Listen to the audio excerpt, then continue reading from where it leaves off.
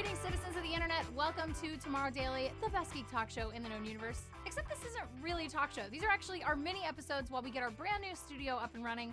We're going to give you a little bit bite-sized Tomorrow Daily to keep you satisfied during the week until we have our fancy new studio with our fancy new co-host, which, by the way, you can totally guess. TD host is the hashtag. If you want to try to make a wager on who you think the new co-host is, could be really fun. There might be a prize involved. Maybe I'll dig into my bag of goodies and send you something if you're the very first person to guess on Twitter. We said yesterday it was a he. It's a dude.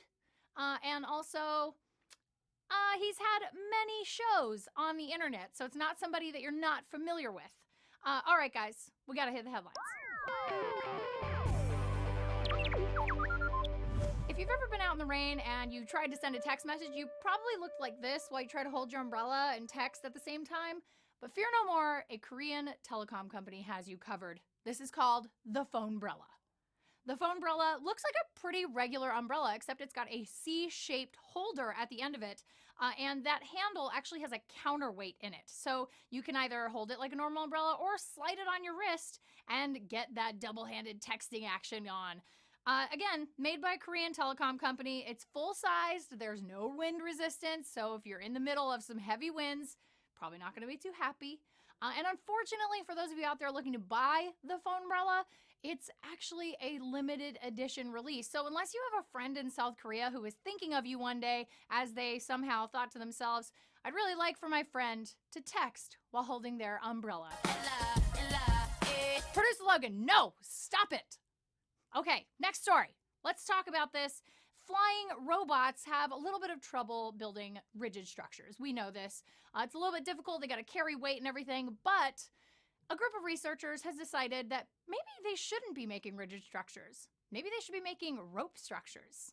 This is a collaboration between ETH Zurich's Institute for Dynamic Systems and Control and an architecture firm named Gramazio Kohler Research. They use quad rotors to weave a bridge across a 7.4 meter gap.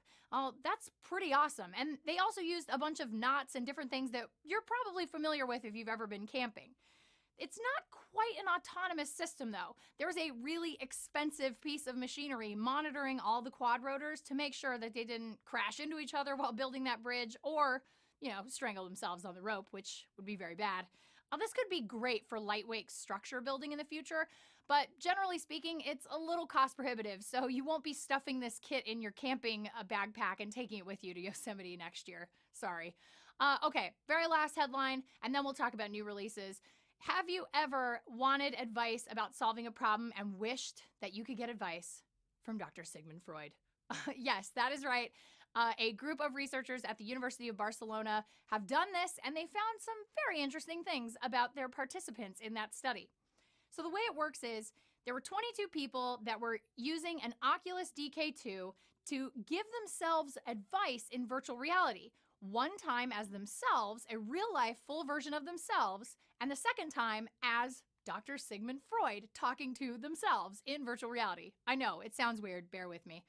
Okay, so they described the problem as themselves in first person and then would jump over to the other person, whether it was Sigmund Freud or the likeness of themselves, giving advice on how to solve the problem. Well, the interesting thing was every single one of the participants decided that getting advice from Dr. Sigmund Freud in virtual reality made them feel better. They felt like they had a really good reaction to that response, even though it was the exact same thing that they advised themselves looking like themselves.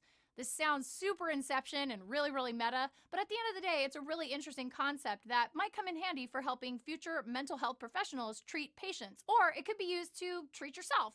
Now, you're probably wondering why Freud? That seems a really odd choice. Why not Oprah or Dr. Phil or somebody else? Well, because all of the students on campus, when asked what famous person they'd like to get advice from for a problem they had, picked Dr. Freud. So there you go. All right, guys, it's time for new releases.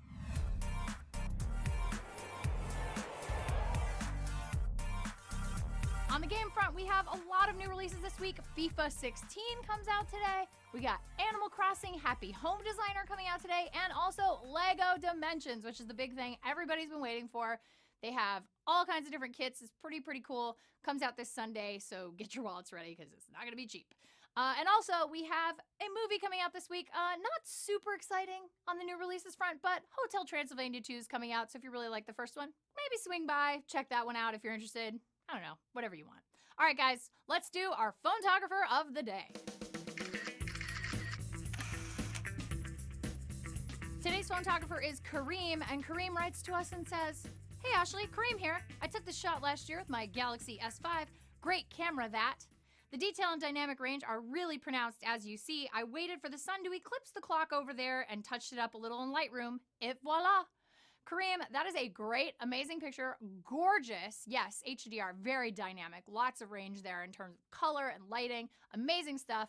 If you guys want to send in your photography to be featured on the show, you can email us tomorrow@cnet.com, or you can just hit us up on Twitter. We're Tomorrow Daily on Twitter, Facebook, a whole bunch of social media networks, or you can follow me on Twitter @Ashley Esqueda or producer Logan @Logan Moy.